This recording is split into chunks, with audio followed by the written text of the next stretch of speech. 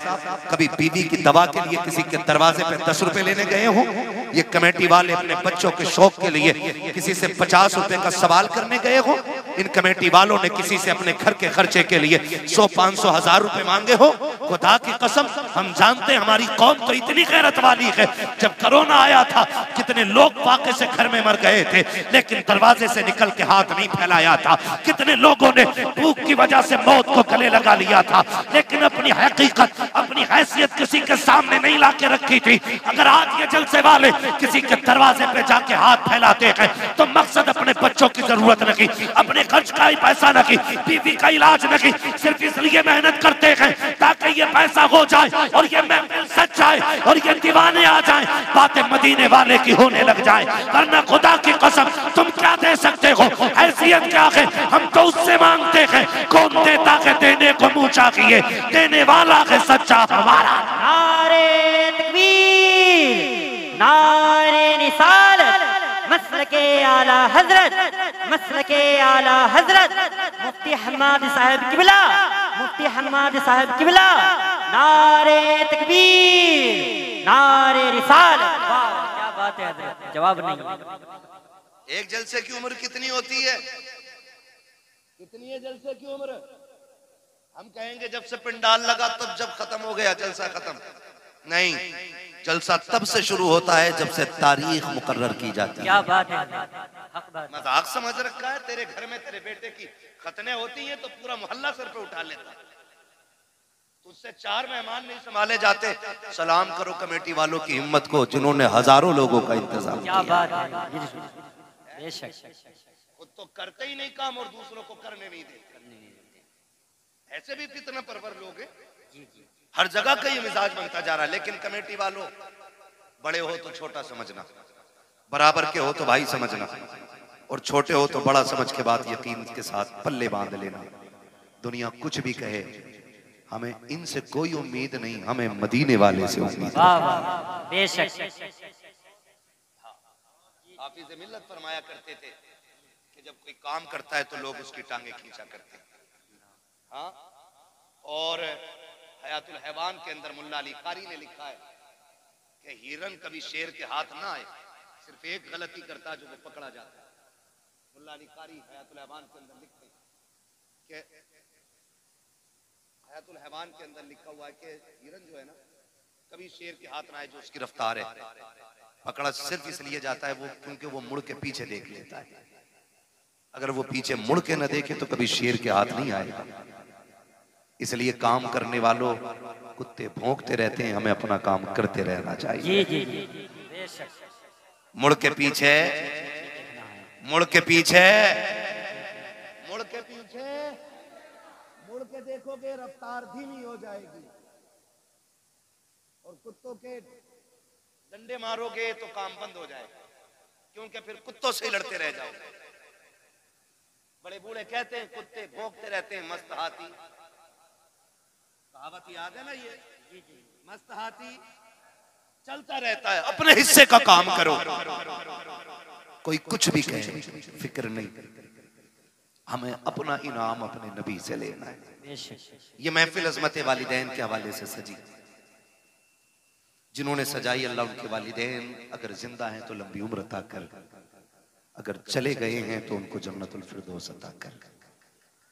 नौजवानों, माँ बाप रब की बड़ी नेमत है। लफ्ज़ माँ इतना मीठा है कि ये ज़बान पे आता है और मिठास कलेजे पे महसूस होती है। और बाप, बाप का तो तसव्वुर आते ही ऐसा लगता है जैसे आसमान सर पे आ गया हो। अक्सर गाड़ियों पे लिखा होगा, आपने देखा होगा, माँ की दुआ ठंडी हवा। ये ट्रक के पीछे, गाड़ियों के पीछे अक्सर लोग लिखते हैं। हमें इसलिए याद है, हम लोग रोड पे चलते हैं और देखते हैं, माँ की दुआ, माँ की दुआ।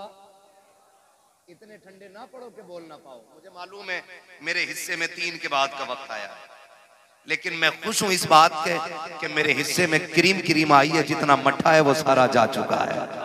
क्या अच्छे ही लोग रह गए, अच्छे ही लोग रह गए। मैं आपको मजबूर नहीं करूंगा कि आप उठ के नारा लगाएंगे या कैसे, बस मेरी बात सुने, यहां के जरिए यहां तक आ जानी चाहिए। मां की दुआ, ठंडी हवा, जोर से मां की दुआ, मां की दुआ, ठंडी हवा। और बाप, आज तक किसी ने इसके लिए कोई जुमला बनाया? ये तो हुजूर का फरमान है, मैं अपनी बात कर रहा हूं। आपको अल्लाह सलामत रखे, कम से कम इतना याद तो है। बाप के लिए किसी ने आज तक कोई जुमला इस तरह का नहीं लगाया जिस तरह माँ के लिए लगते। माँ की दुआ, ठंडी हवा, मेरी माँ की दुआओं का सदका, सारा माँ पे ही लगा दिया। बाप से बहुत दूर लोग रहते हैं। उसकी वजह जानते हैं? इसलिए कि माँ चांद की चांदनी की तरह होती है और बाप सूरज होता है। चांदनी ठंडी होती है, धूप, धूप जोर से धूप गर्म होती है। चांदनी धूप गर्म होती है, लेकिन याद रखिएगा चांद की चांदनी अपनी जगह है, लेकिन सूरज की रोशनी भी अपनी जगह है। अगर सूरज ना निकले तो दुनिया में अंधेरा हो जाए। मेरे अजीज, मां का मकाम अपनी जगह, रुतबा बाप का भी कोई कम नहीं है। फरमाया गया मां के कदमों के नीचे जन्नत है, मां के कदमों के नीचे जन्नत है, जन्नत है। और जब बाप की बारी आई, फरमाया गया बाप जन्नत का दरवाजा है, दरवाजा है। लेकिन जब अजमत बतानी हुई तो फरमाया गया कि अगर तुम्हें यह देखना है तुम्हारा रब तुमसे राजी है या नाराज, फरमाया सुबह उठ के बाप का चेहरा देख लो। अगर बाप तुमसे राजी है तो तुम्हारा खुदा भी तुमसे राजी है। क्या बात है हजरत, जवाब नहीं, माशाल्लाह। तेरा खुदा भी तुझसे राजी है अगर तेरा बाप तुझसे राजी है। माफ कीजिएगा, आप भी किसी ना किसी के मुरीद होंगे। मैंने भी वक्त के कुतुबुल इरशाद हुजूर अख्तर रजा खान अजहरी मियां का दामन थामा है। वाह वाह, क्या बात है। मैंने उनका दामन थामा, आपने भी किसी ना किसी का दामन थामा होगा। कई बार ऐसा होता है माशाल्लाह, कई बार ऐसा होता है ना, लोग खड़े होकर बात करते हैं, हजरत जी मैं मुसाफा करके आया, हाथ गुलाब जैसे थे, हाथ गुलाब जैसे थे, हाथ गुलाब जैसे थे। मैंने कहा बेशक बेशक गुलाबों के हाथ गुलाब जैसे ही होते हैं, लेकिन कभी पैर, बाप के पैर के तलवे भी चेक कर, इसके तलवे भी तो देख, इसमें जो गांठें बनी है ना, ये अपने लिए नहीं, ये तेरे लिए बनी है। जिन बाप के हाथों में हमें मिट्टी नजर आती है ना, वो भी गुलाब जैसे होते, मगर तेरे मेरे ख्वाब पूरे करते करते इनके हाथों की लकीरें खिस गई ताकि बेटे के ख्वाब पूरे कर सके। हम हकीकत से बहुत दूर जा रहे हैं, बहुत दूर। हम उधर जाते ही नहीं जिधर मिलता है, और जिसके बगैर कहीं नहीं मिलता हम उसे छोड़ के निकल जाते हैं। ये बात मेरी जहन में रखिए। आज मिजाज बन गया है, लोग मिलते हैं 500 रुपए सरकाते हैं मुसाफे में, मुफ्ती साहब दुआ कर लेना, इमाम साहब दुआ कर देना, जुनैद साहब दुआ कर देना, फलां साहब दुआ कर देना। मैं कसम खा के कहता हूं, मैं 500 रुपए नहीं 5 लाख लेके भी वैसी दुआ नहीं कर सकता जैसी फ्री में दुआ हमारे लिए हमारे माँ बाप कर सकते हैं। ये अल्लाह की बहुत बड़ी नेमत है, इनकी कदर करें, इन्हें पहचानें, इन्हें समझने की कोशिश करें।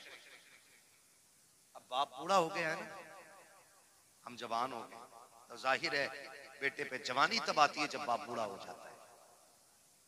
तो कभी रात में सरहाने बैठ, उसके कंधे दबा, कंधे। मैं टूट गया उस दिन, मन हट गया तकरीर का नतीजा नहीं। एक नौजवान ने फोन करके कहा मेरे बाप को समझाइए, मैंने कहा क्या हुआ? कहा कि वो आज भी रक्षा चलाता है, उसकी वजह से हमारे रिश्ते अच्छे नहीं आ रहे।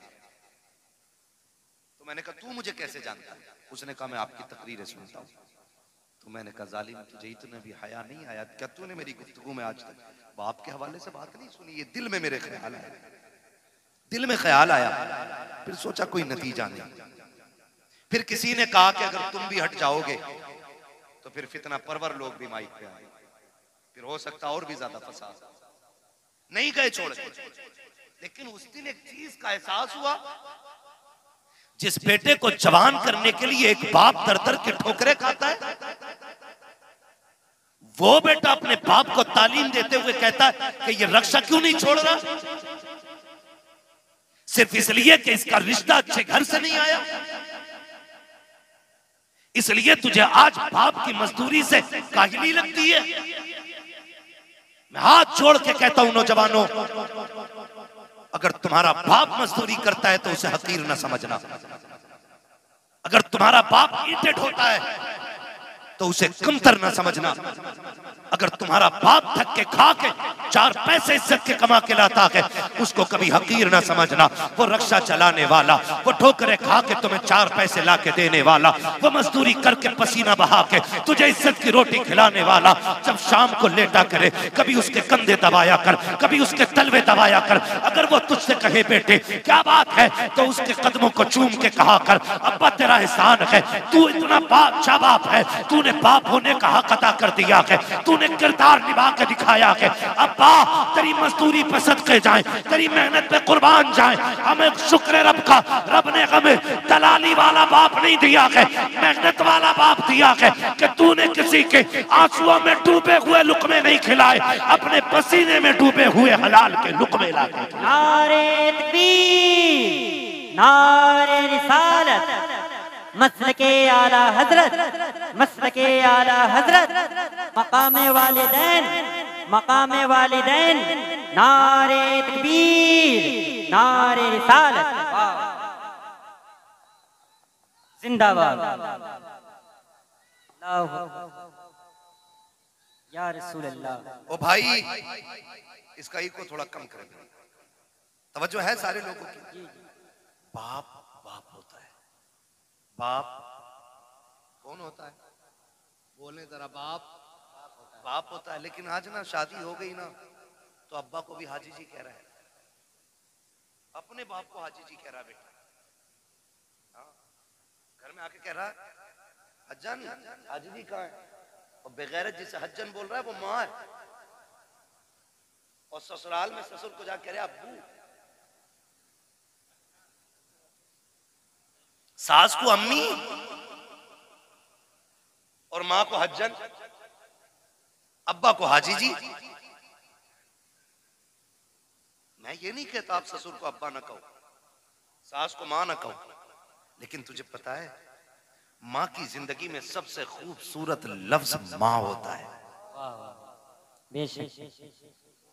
अगर किसी मां के पास औलाद ना हो ना, सुने बहुत गौर से, औलाद ना हो ना तो उसे गोद के खाली होने का एहसास नहीं होता। उसके कान चाहते हैं काश कोई मुझे माँ कह के आवाज दे, क्या बात है, काश कोई मुझे अम्मी कह के पुकारे, काश कोई मुझे माँ कह के आवाज दे। खुदा की कसम, औरत की जिंदगी में अरबों खरबों, मैं कहता हूँ बेहिसाब दौलत हो और माँ कहने वाला ना हो ना, उसकी 1000 खुशियां भी एक वीराना जंगल हो जाती है।